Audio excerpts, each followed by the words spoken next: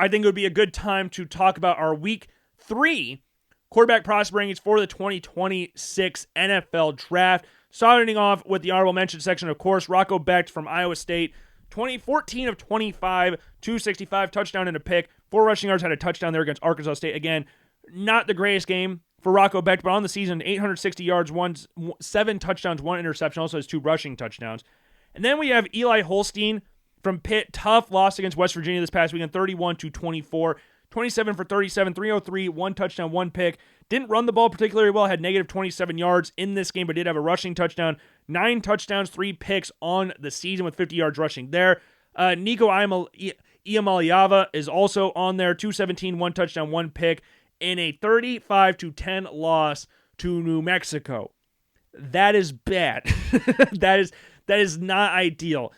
I didn't like the move to UCLA at the beginning of the season, or when it first happened, because I didn't think UCLA was a good football team. I mean, they weren't very good last year. They had moments, but they aren't a good football team. I did like that they brought in Tino Sinceri from Indiana to help boost up the offense, and Nico coming in was a big get, but I don't know how you could watch what Nico did last year at Tennessee under one of the most quarterback-friendly systems in all of college football and go, yeah, he's going to take UCLA to the promised land. I don't know if there's anybody stupid enough to go out there and think that, but hey, there's crazy people out there. I mean, they're not at the UCLA games because the UCLA gets maybe 15 fans there a game. But regardless, he still has talent, but he just can't put it together on the field. This might be one of his last weeks in the rankings, depending on how they do this week. I don't know who they're playing, if they have a bye week or anything, but he hasn't played great this year. Darian Mensah from Duke, 313, 3 touchdowns with 2 rushing yards as well against Tulane. They did lose. They went back to Tulane to take on his former team. Jake Retzlaff, the transfer from BYU this past offseason, comes away with the win. And then the final honorable mention section on here, I moved back and forth with this quite a few times, but I think that I am going to have, again, this is fluid at this point in time. I've kind of struggled between this last spot and 10 and 9, and I think, honestly speaking, that I am going to put Sam Leavitt as the honorable mention person there. Sam Leavitt had a good game against Texas State this past weekend. He had 188 yards passing, 2 touchdowns. First game where he didn't register an interception. Also had 59 yards on the ground and a touchdown there, as well as a 34-15 win at home. Get them back on winning ways after the rough road loss against Mississippi State, where he was really bad.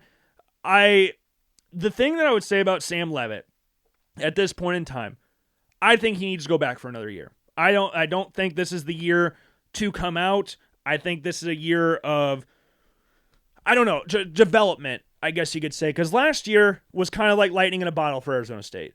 You were the hunter. Nobody thought Arizona State was going to be very good last year. Most people thought they'd finish last in the Big 12. I mean, hell, the Big 12 preseason poll had them finishing last.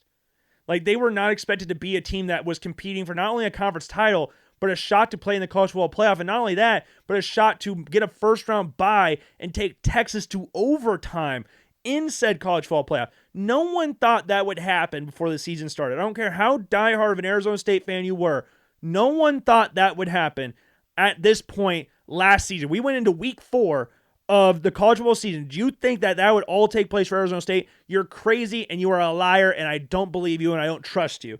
This year, Arizona State's now the hunted. You won the Big 12 Conference Championship by 100 points against Iowa State. You took Texas to overtime. You lost Cam Scatteraboo this past season, who was pretty much everything to your offense in regards to a running back. He was also their second lead receiver as well. And how much a running back like that takes the pressure off a quarterback, I don't know, gets talked about as much as it probably should. How many more holes are open in the secondary because you were able to run the ball and get the defense to suck in on the run? Opens up so many things in the secondary, especially when you go play action as well. It just makes you damn near impossible to stop if you have a guy like that in the backfield who's also able to catch the ball in the backfield as well as he did. And not only that, throw touchdowns as well. Cam Scatteraboo was everything to Arizona State. But that being said, Jordan Tyson was still there. Sam Leavitt, going into this year, was like, okay, he's going to be one of the top quarterbacks in the country. And I had him at QB7 going into this draft process, so I wasn't the biggest. I've seen some people had him as QB1 going into this draft process. Well, not really QB1, because most people out there had Arch Manning as QB1. But Sam Leavitt, there was like a conversation of somewhere between like QB2 and QB4 that I saw quite a bit prior to the season starting. And I was just like, I need to see it, because there were times it looked, he did not make any dumb decisions last year. He was very good at just taking what the defense gave him and not forcing the issue and turning the ball over. This season, he's already got 3 interceptions, and all 3 of them are not good interceptions. They're all bad interceptions. Yes, he played better in the game against Texas State, but it doesn't look like he can calm down. Everything is like moving 100 miles an hour in his head, and he can make some ridiculous-ass plays. He can. Like, you look at the touchdown throw that he had to Jordan Tyson, where he rolls out to the left after almost getting sacked in the backfield and flipping it. I don't even know how he got the ball off to Tyson. Then Tyson hurdles the defender in the process. Like, those kind of plays are spectacular plays. And there are a couple of times where he rolls out again and he gets sacked, or you think he's getting sacked, and he's able to pick up 10 to 15 yards on the ground. Like, he can make ridiculous plays when it's asked of him, but the easy stuff is where I'm looking at and going like, dude, calm down.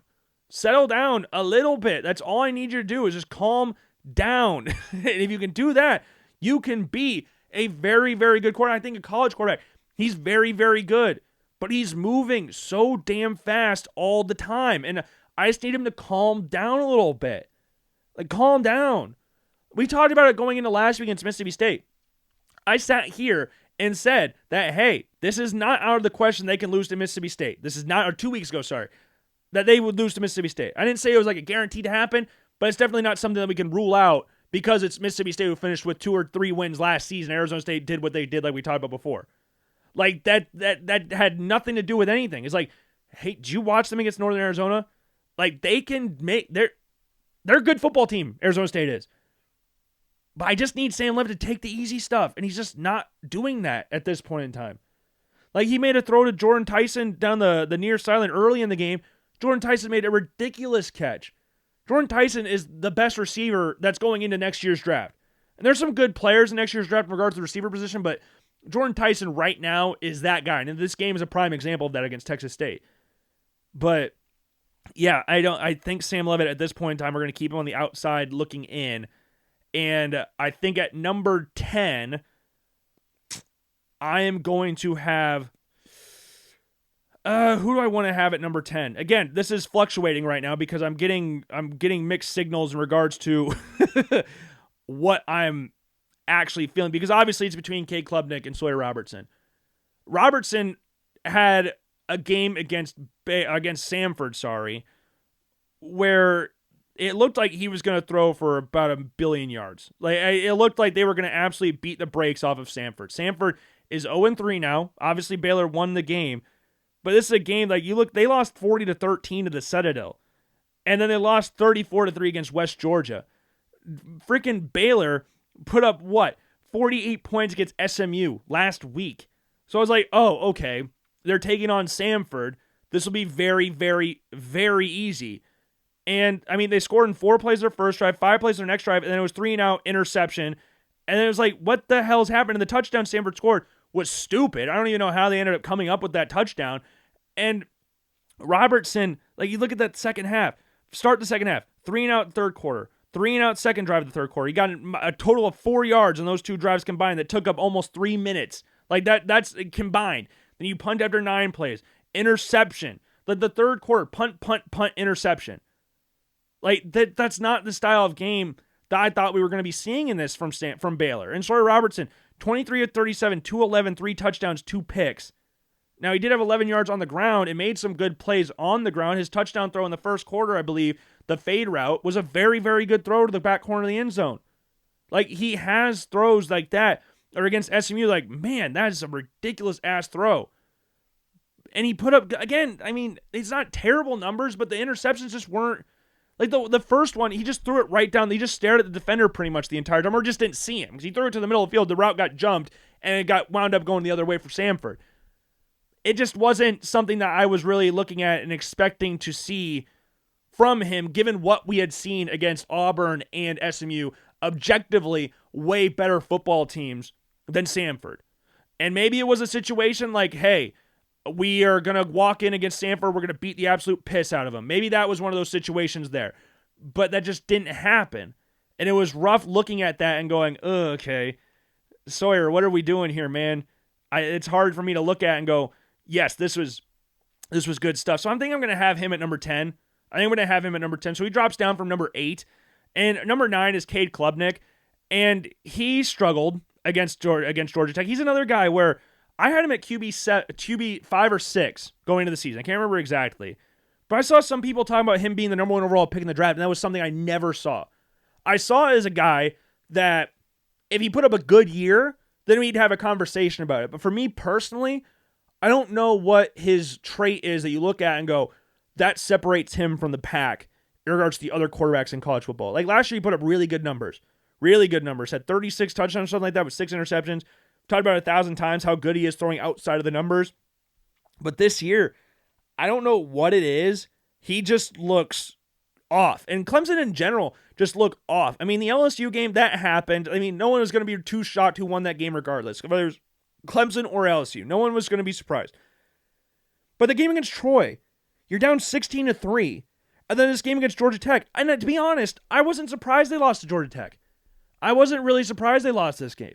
Given what we saw against Troy, like going into the year, I had Georgia Tech as my team finishing second in the ACC behind Clemson. But after watching the game against Troy, there was part of me that was like, hey, Georgia Tech beat Miami in Atlanta last season. Like, this is not something that is out of the realm of possibility for them beating. And Clemson looks bad right now. They were down 16-3 to Troy. All due respect to Troy, I don't think anybody was expecting them to be up 16-3 at any point of the game, let alone in the second half. That's not what we were expecting. So this game against Georgia Tech, I'm not surprised what transpired. And Cade Klubnik had a fumble in the game, had an interception in the red zone, just got his route jumped. I mean, you look at the interception that he threw, like he throws it, he's running an RPO. He's reading the linebacker. Who's acting like he's crashing. Linebacker's crashing. He tucks it back to throw the slant, and the linebacker just jumps back into coverage and jumps up, picks off the pass. So in your mind, you're like, well, you made the right read initially because he looked like he was crashing. But in those situations, if you're not sure, because he kind of slow played it at the end of it. So at those plays you're not sure, you just got to give it. If you're not sure, give it. Give it to your playmaker, let him make a play. If that's what you wanted to do. Like, he pulled that shit instantly. He didn't even put it in the running back's chest. Like, he just pulled it and threw it, and it got easily intercepted. And it's plays like that where you're like, you weren't making those throws last year. You weren't struggling with those kind of plays last year. And there are some throws that he made in this game where you're like, hey, that's what I want to see. Like, there's a throw that he had across the field to, I think, Wesco. That was the touchdown pass. Like, the defender, he rolls out, he does the fake handoff, rolls out to his right, and stops because there's a defender in the area and just waits. He allows his receiver to get open, and before the defender can jump up and make a play on the ball, he throws it into Wesco, who takes it, I think, 73 yards for the score. Like, those kind of plays where you're looking at like, okay, Cade, I need you to make more of those plays. Like, you look at the throw earlier in the game, in the third quarter. He's got to defend. He's taking step back. This is, what down is this? 2nd and 7. And he drops back to pass. No one's there initially. Georgia Tech lineman comes through pretty much untouched. He slides to the left, throws it down the field, and places a pretty nice ball to a receiver for a nice gain to kick off the third quarter. Like, those are the style, that's the plays that we need to see Cade Klubnik making more of if he's going to be reconsidered as one of the better quarterbacks in this draft class. Because last week, he came in at number, 6? And this week, he's coming in at number 9. And by the time this blog comes out and this podcast comes out, he could be at number 10. I don't really know. We're just going to have to wait and see. But yeah, I don't know what happened. I do not know what happened. And then number 8, new guy, we have Taylon Green from Arkansas. Comes in at number 8, first time being in the rankings all season. 22 of 35, 305, 1 touchdown, 0 picks, 115 on the ground with a touchdown there as well against number 17 Ole Miss. This is a game last year where he got hurt, had a fumble that got returned for a touchdown, and didn't see the end of the game, and Ole Miss beat the absolute brakes off of them. Jackson Dart threw for 515, 6 touchdowns, and it's one of the easiest 515, 6 touchdowns you'll ever see in your life. I would very much recommend going back and watching that game because it's just like, damn, they're not even trying to play defense because they can't, because it's just so, like, these guys are just bad. These are guys that never thought they would actually see the field, and now they're playing against Ole Miss, one of the most high-powered offenses in college football, And they're just getting absolutely blitzed. But Taylon Green, he's got the size, 6'6", 224 pounds. I believe he currently leads the nation in total yards. I believe so. Like, he leads the nation for quarterback rushing yards at this point in time.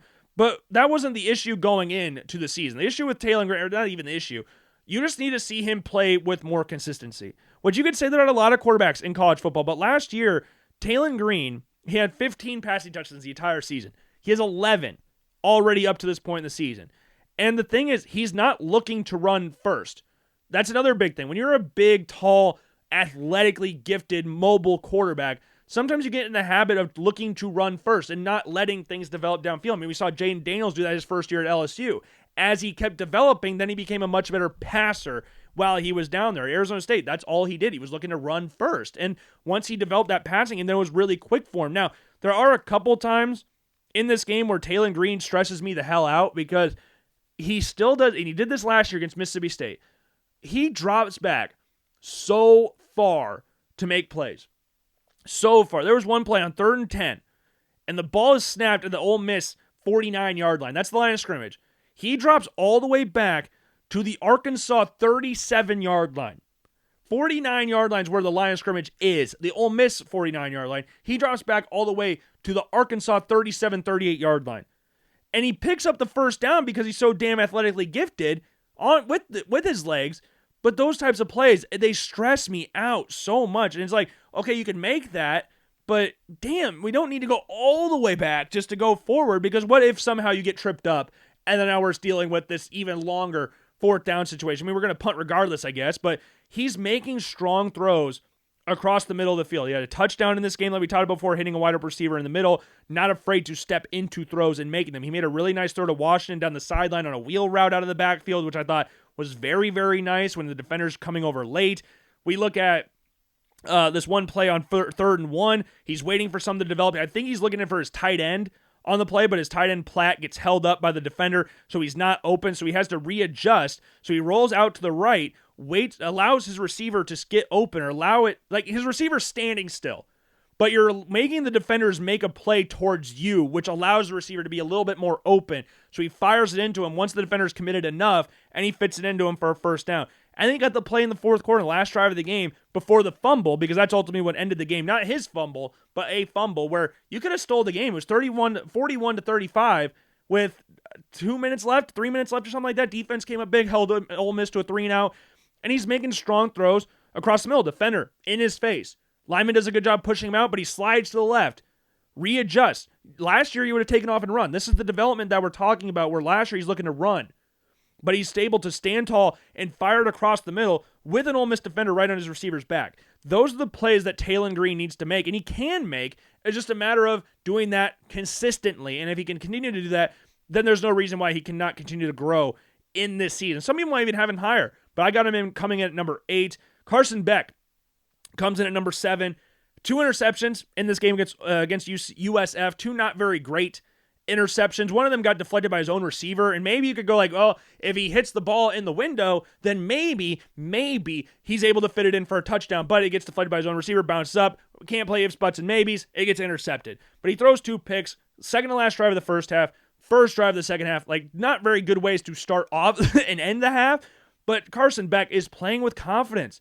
Carson Beck is playing with joy. He actually looks like he's having fun, which is something that we can't say about Carson Beck when we saw him last year at Georgia. He actually looks like he's enjoying himself, and he's making tough throws, and he's making confident throws.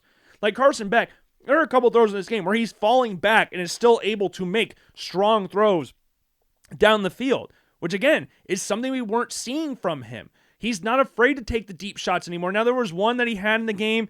I believe it was in the second quarter. It's 3rd and 7, or no, first quarter, second quarter. I'm blanking on when it was exactly, but it's 3rd and 7, and he takes a big pump fake.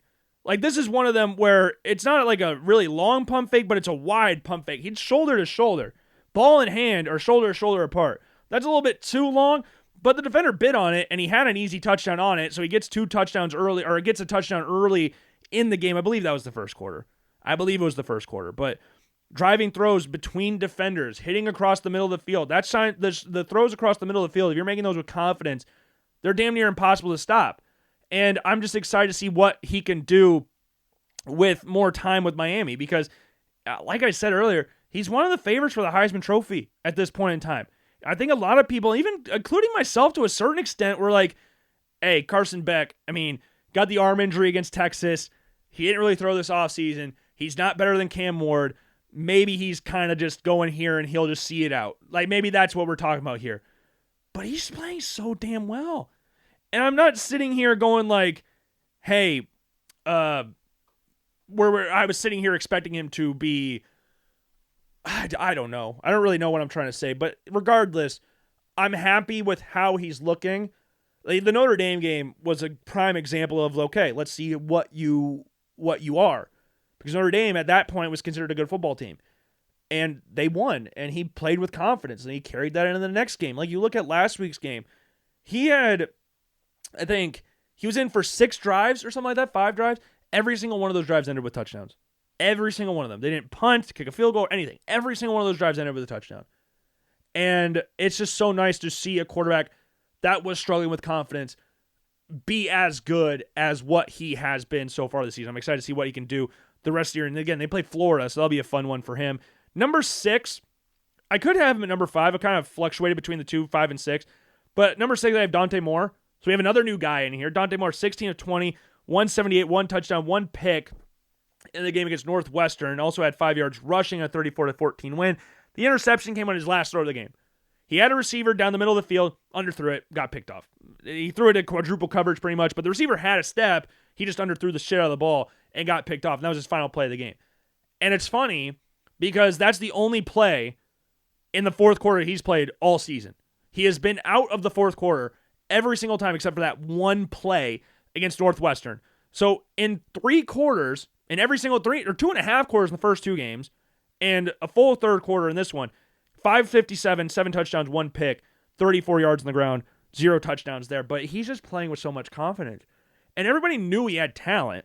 He's a 5-star quarterback coming out of high school. And Oregon runs an offense that was very beneficial to his skill set. But it's like, man, 11 touchdowns, 9 picks at UCLA. We got to see something here. And the first 2 games, you're looking at Montana State, Oklahoma State, where they just beat the piss out of them. And he's making some ridiculous throws throughout the course of the game. And you're looking at that and going like, damn, you know what? You might be him. Quite literally. You might be him. And in this game against Northwestern, yes, the interception was not ideal, but he can make some really big-time throws. He made some really big-time throws throughout the course of this game. And you look at it and go back to what you saw at UCLA and go like, well, hell, this was the Dante Moore we were waiting for. And you look at plays where he's rolling out to his right. We talk about Taylon Green rolling out to his right, waiting for something to develop or get open, whether the receiver's getting open himself or the defender moves away from it, sucks in on you, and you got an open receiver. Hits to Corian Moore, awesome true freshman receiver for Oregon, hits him for a nice little gain. And then you get the ball at 3rd and 10 at your own 11, 12-yard line, drives the ball down the middle of the field. I believe it was to Corian Moore again. We've got 3 or 4 Northwestern defenders in the area. Drives it in there. Absolutely just drives it in there to get it to him for a first down. Again, 3rd and 10 from your own 12. That's not a spot you really want to be in, but it looked like it was every day for him. It didn't look like it was any problem. Makes strong throws to the outside. He had another throw to one of his receivers where he has a comeback route from the near hash, or far hash, throws it all the way back to the near sideline on 1st and 10. I think it was the very next play. Actually, drives it back towards the far side, near side. And he has his touchdown to Kenyon Sadiq. Kenyon Sadiq, very good football player. Just a good throw from Moore. Sadiq's wide open, breaks separation. The safety crashed down so damn late that it was like, well, shit, you're going to crash down like that. We got one of the most athletically gifted tight ends in college football on our side. Yeah, we're gonna make you pay for that. Then you got some roll out to the right. Makes a beautiful throw down the far sideline. Rolls out to his right. Puts it in a spot where only his receiver can make it. With a defender on him as well. And is still able to make a ridiculously strong throw down the sideline. Again, Dante Moore, realistically, could be a lot higher than this. And I've seen a lot of people talk about like preseason bias and stuff like that, and there is a bit of that holds true in there. Where you're like, I still think this guy's got something there, but Dante Moore right now and Taylon Green, 2 guys that I did not have in my preseason rankings. I had in honorable mention sections, but I shouldn't even say that. I didn't even have Dante Moore in my top 5 Big Ten quarterbacks. and Mark Gronowski in there. So we're adjusting as we move on. We're adjusting with it. Now that we've seen Dante Moore, I just needed to see it. Because last time we saw him on the football field, he wasn't great. So I needed to see it, and he's been balling out up to this point in the year. At number 5, we have John Mateer. Very good game against Temple. Did throw an interception that game. It's one of those things where you just need to eat it. His receiver is coming across the field. Defender comes in late. He throws it to his outside. I think he thought the receiver was going to go a little bit further. Didn't, stopped his route, threw it to his outside shoulder. Receiver turns, gets popped in the mouth. Temple defender rips the ball away from him, comes away with an interception. But the score is 42-3. And John Mateer can make some crazy plays. Crazy plays. And he can make throws from the pocket as well. It's not just that he's making ridiculous plays for the sake of making ridiculous plays. He can make throws from the pocket. Now, there was one play where it was a 16-yard pass to Kearney down the far sideline. It was a jump throw. I don't know if we're really needing some jump throws. Jump throws are fun to look at. They're fun for the highlights. They're fun for the playing cards and stuff like that. But they're not necessarily the most necessary things in the world. Like, if you watch the play back, was a jump throw necessary? I don't know. But John Mateer, as we talked about in the preseason, he can make something out of nothing better than any quarterback in college football. Maybe you're looking at Sam Leavitt in that regard as well. But I would say John Mateer has a stronger arm than Leavitt. He's bigger than Sam Leavitt, but not by a lot. But he's bigger than Sam Leavitt. And he can drive the ball down the field. And when he's given time to do that, he's not afraid to hit. Like, you look at the game against Michigan last week where he's able to hit those throws. And I'm just watching the jump throw right now. Again, it's not really necessary, but it's funny to watch it. And he's a good athlete in there as well. He had a 51-yard rushing touchdown in this game. Like, John Mateer, I've seen a lot of people recently on social media go like, man, his play style is not, it doesn't work well. It's not going to work in the NFL, but it's damn fun to watch. Like, well, how do we know it's not going to work in the NFL? They said the same thing about Lamar Jackson. Like, I don't, like, maybe it doesn't work. Maybe it doesn't. But what if it does? He's got a very strong arm, and he's a good athlete. I do think he needs to settle down a little bit, but unlike Sam Leavitt, he's still making throws from the pocket that we haven't really seen Leavitt make up to this point. I mean, you could think of the fade route that he had to Jordan Tyson in the first game of the year against Northern Arizona. That's like a good example of him throwing from the pocket. But more often than not, he's bouncing around trying to make something happen when you just need to take the simple stuff more often than not. I think John Mateer is better at taking that simple stuff and be able to create something out of nothing when it needs to happen. He doesn't force the issue all too much. And yes, he has 3 interceptions up to this point in the year, but like the game against Michigan, he missed that one. The game against Illinois State, that one you could make an argument the receiver cut too far back inside and he threw it back to the outside. And this one against Temple probably didn't need to happen. It was a shorter throw. Like, it was just I don't know. It was an unfortunate interception, but they're not like Sam Leavitt's. So I think all 3 of Sam Leavitt's interceptions are bad. Like, they're bad interceptions. I don't think Mateer's had a really bad interception up to this point. But he comes in at number 5. But Dante Moore, I think Dante Moore's skill set is more desirable up to this point, but that's how I have it standing right now. Number 4, I have Drew Aller, drops down a spot. He made Drew Aller is one of the craziest quarterbacks to watch in college football because he can make some of the most ridiculous throws you've ever seen in your life, and then he can make another throw you're like, dude, how'd you not hit that?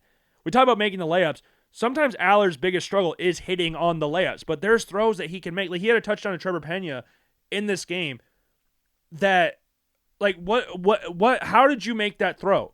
No one else in the country can make that throw except for you. And you just drove it through 3 Villanova defenders for the score. And his interception was bad. He had a bad interception in that game coming in the fourth quarter, or coming in the third quarter. Sorry. Jeez, I'm all over the place with my numbers in front of me, but it's just not a really good interception. Like, he's trying to hit Katron Allen. He doesn't see his first receiver like he likes it. He tries to hit Katron Allen, just doesn't even see the defender. The defender just jumps it completely and picks off. And it's a bad throw to begin with anyways. Like, your running back's in the flat. Just hit him on the numbers. Don't try to lead him upfield. And once you let him upfield, then that opened up even a bigger window for the Villanova defender to hit. But, like, throws to Trevor Pena. If he can hit those as well as dummying down everything else, then there's no reason why he can't be the first quarterback off the board. But the problem is he's still not hitting those well. In Penn State, I don't know if it's a situation of they're not playing anybody, so they're showing as little as possible prior to the Oregon games. The Oregon game's next week. They have a bye week this week. And their first 3 games have been against Nevada, have been against Villanova, and then who'd they play last week? I'm blanking on who they played. Give me a second. I cannot remember who they played week 2. FIU. So they played FIU, Villanova, and Nevada. And they have won these 3 games by a combined score of 132-17. But if you've watched those games, Penn State was not really convincing on the offensive side of the ball in any of those games. Again, 46, 34, and 52 points were scored. I don't think any of those games we could look at and go, yes, Penn State, that's a team that's going to compete for a national title game. I think there's still a chance they can, but Allard's not really looking like I wanted him to kick off the season. And that's upsetting to a certain extent, but maybe they're just playing ultra vanilla right now to wait till Big Ten play because they play Oregon, but he has not looked good these past 2 games. I thought he looked good against Nevada week 1. I don't think he's looked very good at all in these past 2 games against Villanova and FIU. 2 teams that I didn't really think he'd have any problems with, and he hasn't looked very good. So he could be even lower, but he comes in at 4. Number 3 is Fernando Mendoza, who I think, when everything's all said and done, I would not be surprised if Fernando Mendoza is number 1 quarterback in this draft class. I would not be surprised by this at all. Fernando Mendoza has great size, great arm strength, is a good athlete, and he's got the numbers to back it up as well. It's not like we're trying to project something here. And I know Indiana, again, has not played a world-beating schedule. They played Old Dominion, they played Kennesaw State, and this week they played Indiana State, 173-0. I don't care. He's making he did stuff at Cal like this too, but the problem was he was playing at Cal, who plays one of the most blasé offenses of all time. It wouldn't unleash him at all. And there was little moments where you could look at and go like, man, Fernando Mendoza is crazy scary if he's locked on. And in Indiana, this fits perfectly with what he does in regards to his skill set. In that first game of the year against Old Dominion, he hit on some throws in that game, but it was a game where Indiana, nothing was really clicking. Like, he should have had a passing touchdown on Omar Cooper, and he dropped it on his way to the end zone. Like, he should have had a passing touchdown in that game, but Omar Cooper dropped it. He was wide open, in stride, perfect throw from Mendoza. But he's just hitting everything. He went 19 of 20 in this game for 270 and 5 touchdowns. Like, he's just hitting any throw that he attempts throughout the course of a game, he will hit on it. He will hit on it. And he's got such an elite arm.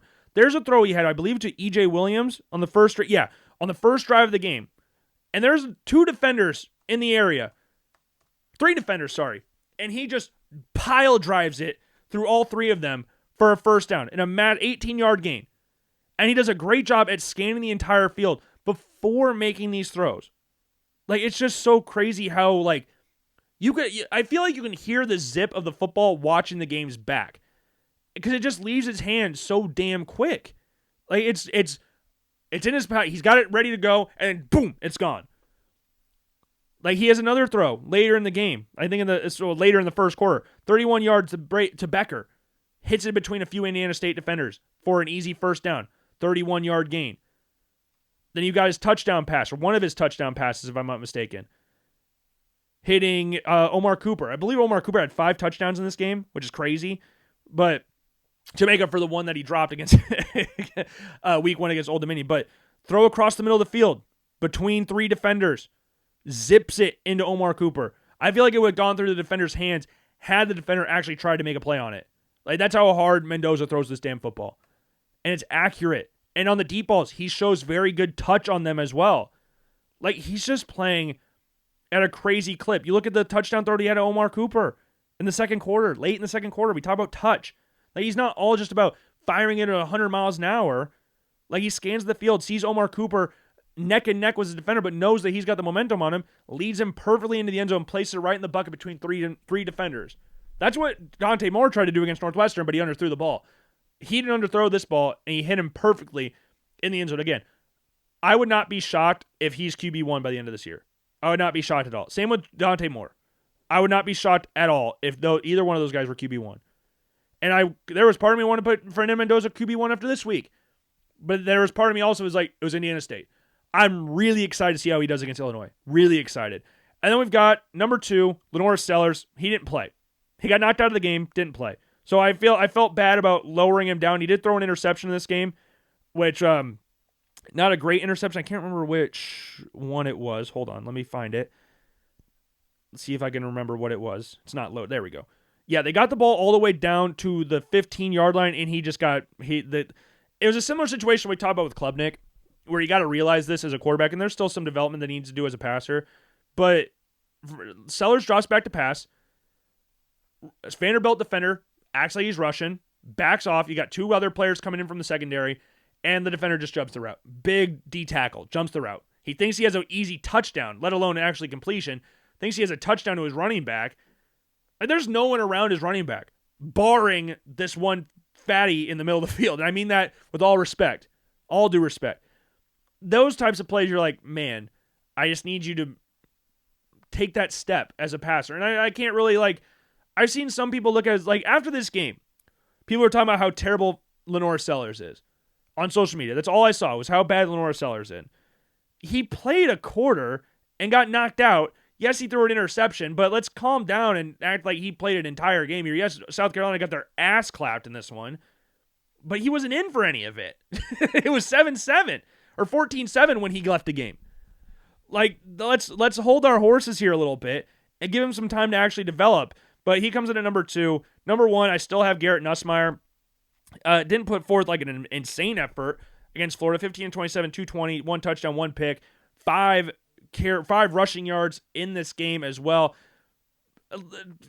Garrett Nussmeier, I think at this point in time, I really like how anticipatory he can be. When everything's linked up, everything's synced up, if we're talking about pre-snap, he's the best pre-snap quarterback in this draft class. And I think that comes down to the fact that his dad's a coach, a former player. I think that helps in the development of that. He knows what to look for better than most quarterbacks in this draft class because he's seen it, or at least he knows what to look for. You look at how he's operating before the pre-snap. It's like an NFL-style system here. And he's making these really strong throws. After he's done evaluating the defense, he's able to make these strong throws. But now, again, he's still got that gunslinger mentality in his head that he needs to hit on every single throw. Every throw is going to be a hit. And that needs to tone down because that's going to be the big difference for him in regards to continuing to be QB1 in this draft class. He rolls out to the right, well behind the line of scrimmage, tries to hit his running back, and it's just a bad throw, and it's picked off. And the running back, Kane Durham, gets absolutely lit up in the process as well. Those are the types of plays where it's 3rd and 27. Where was the ball at? Let me see where the ball was again. You have the ball at the 33-yard line. Throw that thing out of bounds and settle for a field goal. What are you realistically going to gain here if you're Garrett Nussmeier, if Caden Durham catches this pass? There's 2 Florida defenders in the area when the ball is thrown. At best case scenario, it's 4th and 25. That's best case scenario. Worst case scenario, it's an interception. Just throw the ball out of bounds. For a guy who processes better than every quarterback in this draft class, you would think he would be able to make a play like that and go, okay, I just need to live to fight another day. That's the thing that needs to get coached out of him right now, or he needs to realize that he doesn't need to make a play every single time. But when everything's linked up, he can make some ridiculous throws throughout the course of the game, and I'm excited to see what he can do once he actually, reins in a little bit of the interceptions and stuff, or costly throws like that, or the risky throws. And before we go on to anything else, I do have to touch on Arch Manning. He's not in this list anymore. If you've watched Texas play this year, it's been grasping for straws to try and keep him in the top 10 and go okay, well, there's some throws against UTSA last week. There were some throws that he made, and you're or San Jose State, sorry, not UTSA. There were some throws he made, you're wow, okay, he does have it. There's some throws against Ohio State where you're okay, that's a really good throw that not a lot of other quarterbacks in college football can make. But then there's plays like the interceptions that he's had, and you're dude, what is happening? Or how he started this game against UTEP. In the game in total, he went 11 for 25, 114, 1 touchdown, 1 pick. He also had 51 yards on the ground and 2 rushing touchdowns. But against UTEP, if you're this guy that everybody's saying is generational talent, you've got to play better than that. And I will sit here right now, and I don't like going out about, oh, I was right about something, or say, not right, because I wouldn't say I was right, but I definitely did not use the phrase generational talent going into this draft process because we hadn't seen him play. We saw him play 9 quarters of football. That's it. So to sit here and go like, he's a generational talent, we haven't seen it. He's a good runner. He made some really nice throws against Mississippi State and against UL Monroe. I believe that's the other team he played last year. Like, he made some really good throws, but we can't get him at QB1 before the season starts. And I had him at QB3, and I thought I was even being generous there because I was like, we haven't seen him play. And to give credit to Arch, he was even like, I haven't done anything yet. So you can't really sit here and like give me all this praise. I haven't done anything. I'm still a college kid. I need to prove it. But to listen to all the different draft prognosticators and go like, this is a generational talent, he's clearly first overall pick, we were like, sell down. Let's just watch him play first. And after week 1, I dropped him down to 4. I had him 4 last week. And then this week, after watching the UTEP game, like, no, he's not coming out this year. He's not coming out this year. At least he better not. And I think there is a chance that if he does come out, he probably would still be the number 1 overall pick because his last name's Manning. Like, there is a factor of that being in there. But play-wise, no, he has to go back. And I think my excitement for Texas in regards to them as a team, them starting number 1 in the rankings, was because I do think that he's more talented than Quinn Ewers. And Quinn Ewers went to back-to-back college football playoff semifinals. So it's like, okay, if Arch Manning comes in and is even half the quarterback that people are expecting him to be, then there's no reason why Texas can't compete for a national championship. And they still can. Like, we're in week 3. Like, or we're entering week 4. Like, maybe there's a chance that he comes back and absolutely goes ballistic the rest of the year. But at this point in time, it looks pretty unlikely that happens. But he could. He's got talent. There's no denying that he has talent. But the way people were talking before the season started was like, guys, let's calm down a little bit. He's played 9 quarters of football. Like, Trevor Lawrence came in as a freshman and took Kelly Bryant's job after Kelly Bryant just went to a national championship game. As a freshman, came in and took that. And I've seen some people talk about, like, man, if Arch was so good, why did he sit behind Quinn Ewers for 2 years? Well, that's Steve Sarkisian's thing. That's Steve Sarkisian's thing. I don't think a lot of people are saying that, man, if Justin Fields was so good, why couldn't he get past Jake Fromm? Because that's a Kirby Smart thing. There's nothing to do with him. It's just a matter of, hey, we have this guy who's not playing bad, and we just went to a semifinal game. Like, and Starks tried to make a change. He put Arch in against Georgia in the regular season, but Georgia just beat the shit out of him. Beat the shit out of Quinn Ewers, too. Like, that's not a player thing. If a coach got loyalty to a quarterback, they're going to stick with them regardless of what happens. And Quinn Ewers didn't do anything to lose the job, really. I don't think Quinn Ewers was spectacular by any stretch of the imagination the past 2 years. But he didn't do anything to right out lose the job. Kelly Bryant wasn't good. That's the factor. Quinn Ewers wasn't great, but he wasn't bad either. So there was that less opportunity for him to just come in and steal the job away from Quinn Ewers. Way less of a chance of that happening. But that's why after 2 years, they said, hey, Quinn, you got to go to the NFL or transfer because we're moving on with Arch. The Packers did the same thing with Aaron Rodgers. I always hate that thinking of like, if he was so good, why is he not playing over this guy? That's not his decision. That's the coach's spot. And there's loyalties to play in there. Like, that is simple as that. They've got a guy they're going to stay loyal to, and unless he loses the job, they're not going to give it up. Justin Fields in Georgia is a prime example of that. Justin Fields, college-wise, shits on Jake Fromm. But Jake Fromm went to a national championship game. Kirby Smart showed loyalty to Jake Fromm. Quinn Ewers went to a semifinal. Sark showed loyalty to Quinn Ewers. Like, that's just what happens. It's not anything that he can necessarily control. Like, would he want to play? Sure. I'm sure he would too. But learning behind a guy like Quinn Ewers, who's been in Sark's system for 3 years, I think is a beneficial thing for him. I don't think sitting behind a guy for an X amount of time is that bad of a thing. NFL or college, I don't think that's a bad thing at all. But right now, Arch is struggling. And I don't think this has anything to do that he's worse than Quinn Ewers, because I do think he is over. I think once it's said and done, he will have a better. I don't want to say better resume, because again, Quinn Ewers went to back-to-back semifinals. At this point, I don't see Texas going to a semifinal. Maybe they could, but I do think he's better than Quinn Ewers. It's just a matter of trying to figure out everything else, I guess. But we're just gonna have to wait and see. We're just gonna have to wait and see.